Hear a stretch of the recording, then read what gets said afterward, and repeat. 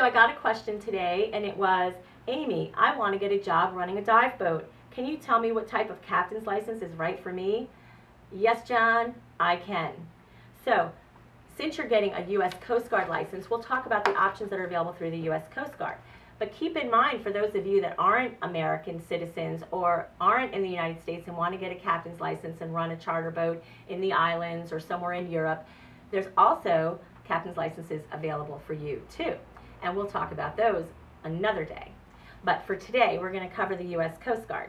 So the U.S. Coast Guard offers several types of captain's licenses for charter boat operation, which will be perfect for dive boats, fishing boats, or other small passenger vessels and excursion vessels. These types of vessels can be uninspected, which carry 6 or fewer passengers. You know, if you go down to the docks and you see the charter boats and they say carrying up to 6 people, that's why. They're probably uninspected vessels, and therefore that's the maximum capacity for that vessel. Or they can be inspected to carry 7 or more passengers. And when we say 7 or more, we really mean 7 or more, because whether they carry 7 or they carry 3,000, it's the same thing. It's an inspected vessel. So with these two categories, that will basically decide what type of captain's license you get.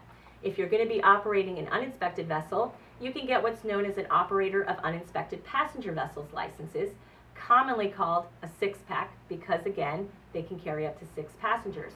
Or if you're going to work on one of those inspected vessels, like a water taxi or a dive boat carrying more than 6 passengers, or a ferry, or any of those types of boats that carry more than 6 passengers, you will need to go for your master's license. Your master's license is commonly called the 100-ton. So why is this license commonly called a 100-ton license? Because this level of master's license is good for vessels up to 100 gross tons. Now you might say, what size boat is 100 gross tons? Pretty much you can figure that's a boat up to about 100 feet. That's not always the case, but it's a good rule of thumb.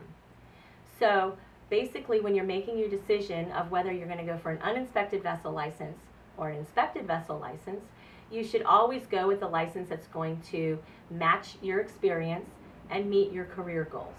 I always like to say, get the license that has the greatest versatility, which of course would be the master's license, because then you can operate a boat that's uninspected or inspected. So what types of requirements are there? Basically, let's talk about that. How do you get one of those licenses? Well, basically, both licenses are available for use on inland or near coastal voyages. So that's inshore or offshore. And depending on your experience, for instance, if all the boats you've operated in the past have been on lakes and inland bodies of water, your license would initially be for inland and Great Lakes and other rivers, bays, and sounds that are considered inland waterways. If you've operated at all on offshore voyages, you can also have an offshore or near coastal endorsement on your license, which gives you, again, greater versatility. To qualify for a U.S. Coast Guard captain's license, you will need to meet application requirements, including a background check, American citizenship or residency status, physical and drug test, and at least 360 days of prior boating experience. And actually, if you're going to take a class to get your captain's license, you have up to a year after you finish that class to obtain all of your sea time. You will also need to pass a U.S. Coast Guard captain's license exam on general seamanship, navigation, rules of the road, and regulations. Most captains take a U.S. Coast Guard approved captain's license course, which takes care of their training and testing, and they simply submit their certificate with their application to the U.S. Coast Guard for the issuance of their mariner credential. It sounds complicated, but if you come to MPT, we can help you every step of the way.